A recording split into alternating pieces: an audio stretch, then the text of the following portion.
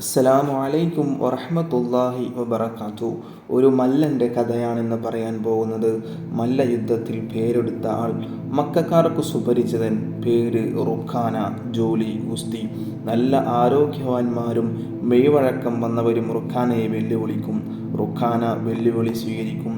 അതോടെ ജനശ്രദ്ധയാകർഷിക്കും. ആകാംക്ഷ പരക്കും. ജനം ഉത്കണ്ഠയോടെ കാത്തിരിക്കും. ഗുസ്തിയുടെ സമയം വരുമ്പോൾ കണക്കില്ലാത്ത ജനം വന്നു ചേരും. പോർവിളി ഉയരുകയായി.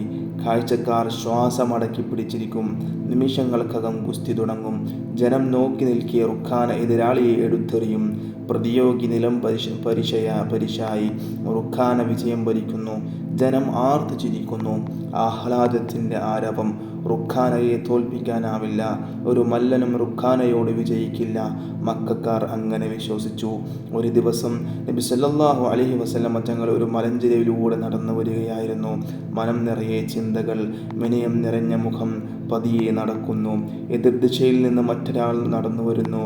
ഗുസ്തിക്കാരൻ റുഖാന. ആ നടപ്പു തന്നെ കാണാം. നെഞ്ചി വിരിച്ചു നീണ്ട കൈകൾ വീശി അങ്ങനെ പോരാളിയെ പോലെ നടന്നു വരികയാണ്. റുഖാന നടന്നു വരുന്ന വഴിയിൽ ആരും നിൽക്കില്ല. പെട്ടെന്ന് മാറിക്കളയും. റുഖാന അടുത്തെത്തി. മുഖത്തു ധിക്കാരഭാവം. പ്രവാചകൻ സല്ലല്ലാഹു അലൈഹി വസല്ലമ തങ്ങൾ മല്ലൻ്റെ മുഖത്ത് നോക്കി മന്ദഹസിച്ചു. മല്ലൻ തികഞ്ഞ ഗൗരവത്തിൽ തന്നെ. നബി സല്ലല്ലാഹു അലൈഹി വസല്ലമ തങ്ങൾ വിനയത്തോടെ സംസാരിക്കാൻ തുടങ്ങി. റുഖാന, താങ്കൾ അള്ളാഹുവിനെ ഭയപ്പെടുക.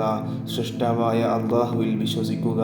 ഞാൻ അള്ളാഹുവിൻ്റെ ദൂതനാണെന്ന് താങ്കൾ സാക്ഷ്യം വഹിക്കുക. റുഖാന ഗൗരവത്തിൽ തന്നെ സംസാരിച്ചു. അല്പനേരത്തെ സംവാദം ഗുസ്തിയിലെത്തി എന്ന് പറഞ്ഞാൽ മതിയല്ലോ. ഞാൻ ഗുസ്തി പഠിക്കാം. തയ്യാറുണ്ടോ? നബി സല്ലല്ലാഹു അലൈഹി വസല്ലമ തങ്ങൾ ചോദിച്ചു.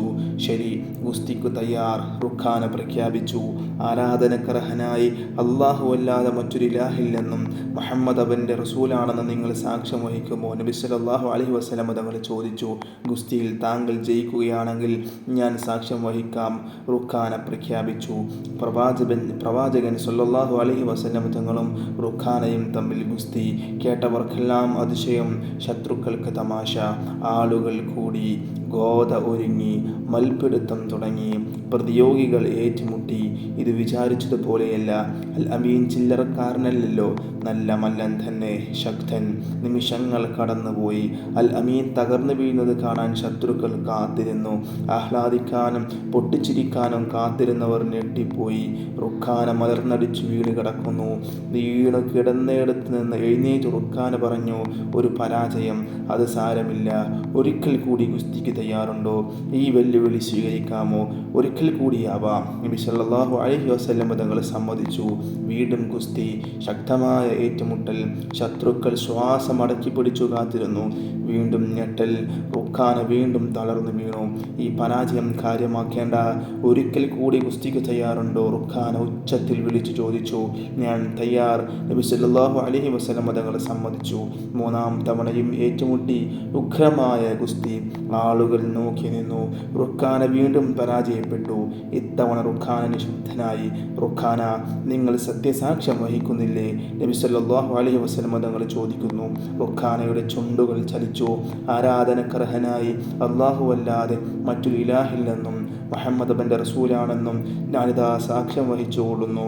റുഖാന റളിയല്ലാഹു അൻഹു എന്ന മല്ലയുദ്ധവീരൻ ഇസ്ലാമിൻ്റെ വിനീതനായ അനുയായി തീർന്നു.